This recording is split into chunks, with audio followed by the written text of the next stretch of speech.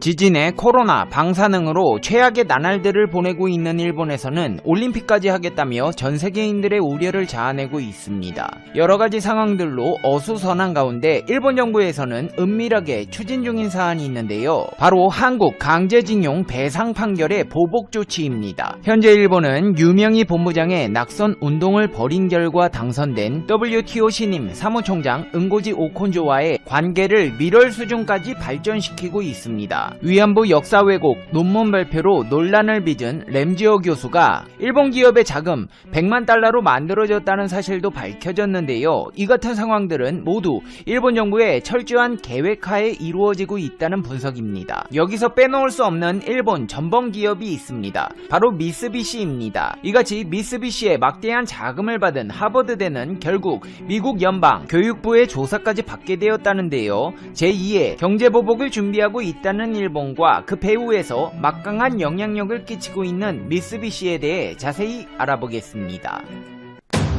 페페TV 팩트 체크.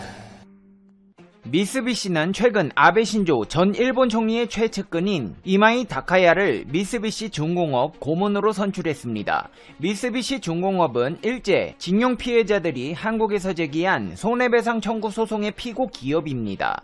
이 같은 미쓰비시의 임용은 한국인 징용배상 소송에 대비한 것으로 미쓰비시가 곧 아베와 같은 입장임을 시사하고 있는 것입니다. 미쓰비시는 하루빨리 강제노역 피해자와 유족들에게 위자료를 지급해야 합니다. 한국 대법원은 지난 2018년 11월 손해배상 소송 상고심에서 피해자 1인당 1억에서 1억 5천만 원의 위자료를 지급하라고 판결한 바 있기 때문입니다. 하지만 이들은 1965년 체결된 한일 청구권 협정에 따라 개인배상 문제가 해결됐다며 판결 이행을 거부하고 있습니다. 아베의 오른팔로 불리던 이마이는 앞으로 고문으로서 향후 징용배상 판결 대응에도 영향을 미칠 가능성이 있다는 관측이 나오고 있는데요. 그는 한국 대법원의 징용 피해자 배상 판결에 대해 일본 정부가 재작년 7월 보복카드로 내놓은 한국에 대한 수출 규제 정책을 지휘한 것으로도 알려져 있기 때문입니다. 상황이 이런 가운데 한국 법원은 결국 미쓰비시를 포함한 17개 일본 기업을 상대로 징용배상 소송 서류가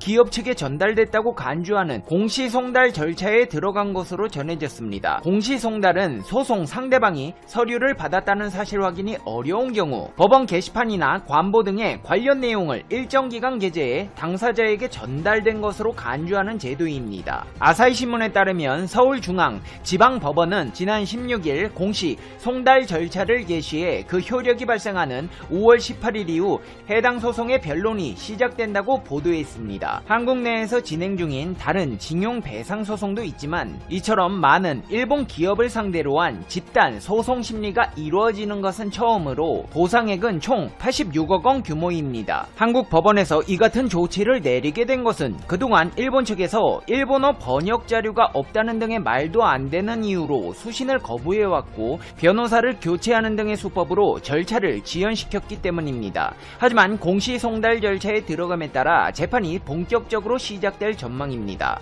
미쓰비시 중공업은 아사히와의 인터뷰에서 공시송달이 있었던 것으로 파악하고 있다며 지금까지와 마찬가지로 일본 정부와 적절히 연계해 대응해 나가겠다고 밝혔습니다. 아니 페페TV야, 기업이 강제징용해서 노동력을 착취했으면 사과하고 보상해주면 끝날 일인데 일본 정부와 연계하겠다는 말은 대체 뭐냐? 그동안의 행보를 봤을 때 이 말을 분석해보자면 한국의 피해자들과는 상대도 안 할 것이며 일본 정부와의 협력으로 한국의 제2의 경제보복을 발동하겠다는 것입니다. 실제로 현재 일본 정부는 대놓고 한국이 징용 위안부 해법을 제시하지 않으면 한국의 대사를 만나지 않겠다고 선언한 상태입니다. 요미우리 신문에서는 강창일 주일대사가 모태기 외무상과의 면담을 요청했지만 성사되지 않은 것을 언급하면서 한 달이 넘도록 모태기 도시미스 일본 외무상을 만나지 못한 것은 일본의 강제징용 보복의 연장선이라며 위안부와 징용공소송 문제에서 한국 측이 수용 가능한 해법을 제시하기 전까지 강 대사와의 만남 만남에 응하지 않을 방침이라고 전했습니다. 여기에 더해 본격적인 제2차 경제 보복 카드도 만지작거리고 있다는 정황들이 드러나고 있는데요. 일본 정부는 경제 보복 조치 발동 시점을 압류자산 현금화 조치에서 자산 압류 시점으로 변경했습니다. 이는 강제징용 판결 레드라인인 압류자산 현금화보다 한층 강경한 기준으로 그만큼 일본 정부에서 위안부 판결 상황을 심각하게 보고 있다는 의미로 해석됩니다. 현재 일본은 제2의 경제보복 당위성을 주장하기 위해 WTO 은고지 오콘조 이웰라 신임 사무총장과의 관계를 밀월 수준까지 발전시키고 있습니다. 실제로 WTO 사무총장 선임 과정에서 일본 정부는 노골적으로 한국의 유명희 본부장을 견제하며 나이지리아 출신인 은고지 오콘조 이웰라 후보를 적극 지지했습니다. 모테기 도시미스 일본 외무상은 한국 대사와의 만남은 거부한 채 오콘조 이웰라 사무총장과 첫 전화회담을 했다고 자신의 트위터를 통해 알렸습니다. 그는 트위터에 게시글에서 오콘조 이웰라 사무총장에게 취임 축하 인사를 전했다고 밝히며 신종 코로나 바이러스 감염증, 백신 등 의료품의 원활한 무역, 디지털 경제 규칙 만들기, 분쟁 해결 제도 개선을 비롯한 WTO 개혁과 관련해 가능한 조기에 구체적인 성과를 낼 수 있도록 긴밀히 협력하기로 했다고 덧붙였습니다. 특히나 눈길을 끄는 대목은 분쟁 해결 제도 개선입니다. 이 말은 한국과의 여러가지 분쟁에 있어 WTO 사무총장을 포섭해 유리한 방향으로 이끌어가겠다는 속내가 담겨 있습니다. 은고지 오콘조 이웰라 사무총장 또한 WTO 개혁에서 올해는 매우 중요한 해라며 일본이 계속해서 주도적인 역할을 하는 것에 대한 기대감을 나타냈습니다. 하지만 결국에 이런 꼼수들은 진실이 드러나기 마련입니다. 램지어 교수 역시 하버드 대학교의 교수가 된 과정들이 드러나면서 곤혹을 치르고 있다는데요. 1970년대 미쓰비시는 하버드에 100만 달러를 기부하며 일본을 연구하는 석자 교수 자리를 따냈고 1998년엔 이 자리가 정식 교수로 승격된 사실이 밝혀졌습니다. 그리고 바로 그 첫 수혜자가 램지어 교수인 것으로 확인되었는데요. 뉴욕타임즈에서는 대학에 기부하는 문화가 없던 일본 기업이 100만 달러를 기부한 사실은 파격적이라는 보도까지 나왔습니다. 램지어 교수는 자신이 미쓰비시로부터 어떤 금전적 지원도 받지 않는다고 주장하고 있습니다. 하지만 램지어 교수의 자리 자체가 미쓰비시의 후원으로 만들어낸 자리이기 때문에 직접적인 수혜를 입었다는 비판을 피할 수는 없을 것으로 보입니다. 상황이 이런 가운데 미국 국무부 장관은 일본군 위안부 문제에 대한 입장을 밝혔습니다. 2차 세계대전 당시 일본군에 의한 것을 포함해 여성에 대한 착취는 심각한 인권 침해라는 것을 우리는 오랫동안 이야기해왔다. 우리는 과거에도 그랬으며 지금도 우리의 친한 친구이자 파트너인 한국과 일본이 화해의 정신으로 이러한 문제를 해결하도록 강력히 격려하고 있다고 강조했습니다. 미국의 국무부 장관까지 나서 일본에 대한 비판적인 입장을 발표하자 일본 네티즌들은 난리가 났습니다.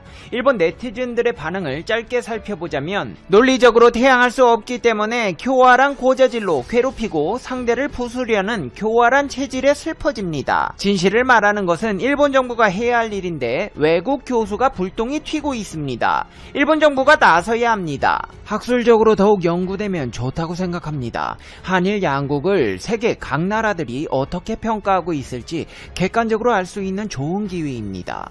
또 사과하고 합의하고 언제까지 이 문제를 들고 논쟁을 해야 합니까? 일본 대법원도 위안부 문제는 날조라고 인정했죠. 1965년 한일 조약으로 종료된 문제이고 2015년 한일 협정으로 완전히 해결된 문제입니다. 국내에서 해결할 수 없을 경우 강력한 제재를 내릴 수 있으면 국교 단절을 해 주었으면 싶습니다. 보통 논문을 비판할 때는 자료 제출을 한 뒤 반론이 올바른 방법이라고 생각합니다. 한국의 위안부는 모순과 왜곡, 날조, 그리고 국책으로 위안부를 내세워 돈벌이를 하고 있다는 생각이 드네요. 세계는 한국을 신뢰하지 않습니다. 등의 반응을 보였습니다. 이제 페페TV의 결론입니다. Conclusion. 페페TV 일본에서 제2의 경제 보복 조치를 준비하고 있습니다. 아니, 올림픽까지 하겠다면서 무슨 정신으로 이러는지 모르겠는데요. 만약에 일본이 올림픽을 진행하고 있는데 코로나가 확산되고 지진이 일어나고 한국의 경제 보복까지 단행해 역풍을 맞아 경제적 타격까지 입게 된다면 일본은 국가 부도 상황에 이를 정도로 심각한 타격을 입게 될 것입니다. 만약이라는 전제를 달기는 했지만 솔직히 올림픽 하면 코로나야 확산될 것이고 지진도 이제 진도 8이나 9 정도 되는 대지진 올 것 같고 경제보복도 한국인들의 단결력을 모으는 계기가 되어 역풍 불게 될 상황이 뻔해 보이는 게 사실입니다. 대한민국에서는 일본의 경제 대공황에 대비해 철저한 준비로 피해를 입는 일이 없도록 대비해야 할 것입니다. 페페TV 시청자 여러분은 어떻게 생각하세요? 페페TV는 여러분 대마도를 향한 일본의 불안감이 커지고 있습니다. 일본은 2023년까지 대마도에 전자전 부대를 배치할 계획이라고 합니다. 이 소식은 현지 구구 언론 산케이 신문이 긴급 보도한 것입니다. 그동안 대마도와 관련한 기사는 산케이 신문이 주로 다뤄왔습니다. 한국이 대마도의 부동산을 대량 매입하고 있다는 기사도 해당 언론이 특집으로 다루었죠. 지금까지 잊혀질 때마다 한 번씩 내보내고 있습니다. 그만큼 일본은 대마도와 관련해 한국을 두려워하고 있습니다. 산케이 신문 기사 내용을 조금만 살펴보겠습니다. 최신 장비를 갖춘 육상 자위대의 전자전 부대가 18일 구마모토 현에서 창설됐다. 방위성은 최종적으로 10개의 전자전 부대를 창설해 중국과 러시아에 대응하는 전열을 형성할 것이다. 신문은 전자전 부대를 투입하는 이유가 중국 및 러시아의 위협에 대응하기 위해서라고 합니다. 과연 속내도 그러할까요? 현재 일본은 중국과는 생각구 열도, 러시아와는 후릴 열도를 두고 영토 분쟁을 벌이고 있습니다. 하지만 이 두 나라는 대마도에 대한 영유권을 주장한 적이 전혀 없습니다. 게다가 러시아는 일본을 향해 도발적인 태도를 취하지 않고 있습니다. 후릴 열도는 러시아가 시료 지배하고 있고 일본이 도발하는 모양새입니다. 사실 대마도에 전자전 부대를 투입하는 이유는 한국을 겨냥한 목적이 가장 큽니다. 일본은 한국이 영유권 주장을 할까봐 두려워하고 있죠. 독도 영유권을 주장하는 것도 대마도 때문이라는 분석이 나올 정도니까요. 게다가 전자전 부대가 투입되면 제주도 및 한반도 남쪽이 그 영향권 안에 들어가게 됩니다. 따라서 한국 정부는 이를 방치해서는 절대 안 됩니다. 전자전이란 말 그대로 전자기파를 사용하는 전투입니다. 일본 자위대는 단파와 초단파, 극초단파뿐 아니라 적외선 영역까지 포함하는 광범위한 파장의 전파를 활용할 수 있다고 합니다. 이를 통해 적의 모든 통신 신호를 수집하고 교란시키죠. 신문에 따르면 방위성은 2개의 축을 따라서 전자전 부대를 배치할 계획이라고 합니다. 우선 일본 열도를 남북으로 해서 하나의 축으로 만들고 그곳을 열도의 호라고 부르기로 했습니다. 규슈에서 오키나와를 이어 또 하나의 축을 만들고 남서의 호라고 명칭을 붙였습니다. 열도의 호는 올해 안에 완성될 예정이라고 합니다. 국상자위대는 현재 제1전자전 부대를 운영 중입니다. 그리고 올해 2개를 더 만들어 열도의 호를 구성한다는 계획입니다. 방위성은 2021년 말까지 나가사키현, 카고시마현, 오키나와의 주둔지를 조성하고 새 전자전 부대를 창설할 예정입니다. 그리고 2023년 말까지 대마도에 새 전자전 부대를 배치하게 됩니다. 이것이 남서해 호입니다. 남서해 호에는 센가쿠 열도까지 포함됩니다. 이로써 일본의 야욕은 확실하게 드러난 셈입니다. 영토 분쟁 지역 대부분에 배치를 하겠다는 것이니까요. 그런데 산케이 신문의 보도가 특히 눈길을 끄는 이유가 있습니다. 바로 육상자위대가 전자전을 담당한다는 것입니다. 미국이나 러시아처럼 군의 규모와 활동 범위가 거대한 나라가 아니면 전자전은 대부분 공군이 맡습니다. 전자전 부대의 목적 자체가 적진을 공습하기 전에 레이더망을 무력화시키는 것이기 때문입니다. 일본의 항공자위대는 이미 관련 장비를 상당 부분 갖추고 있습니다. EP-3C 전자신호 수집기 4대와 전자전기 YS-11EB를 4대 운용 중이고 지난해부터는 또 다른 전자전기 RC-2를 도입했습니다. 이번에 부대를 창설한 육상자위대는 자신들이 전자전 역량이 우수하다고 주장하고 있습니다. 한 방위성 간부는 잔뜩 과장 섞인 발언까지 하고 나섰습니다. 우리 육상 자위대가 사이버 전력은 미군에 뒤져도 전자전 역량은 그들보다 압도적으로 우수하다. 미국의 장비를 수입했으면서 미국보다 훨씬 낫다니 할 말이 없습니다. 이들은 자신들이 육상에서 저 멀리 떨어진 적군 레이더도 모두 무력화시킬 수 있다고 주장하고 있습니다.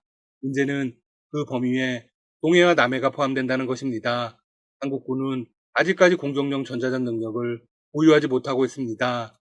한국 공군이 보유한 F-35A나 F-15K의 전자전 능력이 있으나 제한적입니다.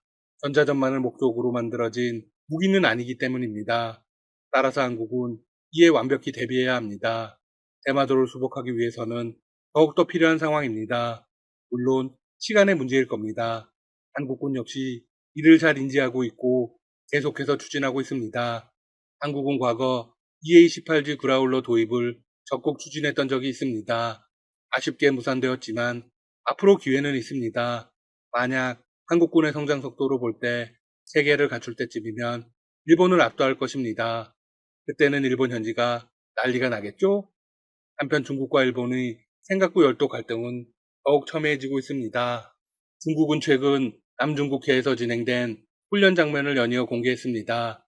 지난 24일 중국 중앙 CCTV 등에 따르면 중국의 보급선 칭하이 호함은 최근 수일에 걸쳐 남중국해에서 훈련을 실시했습니다.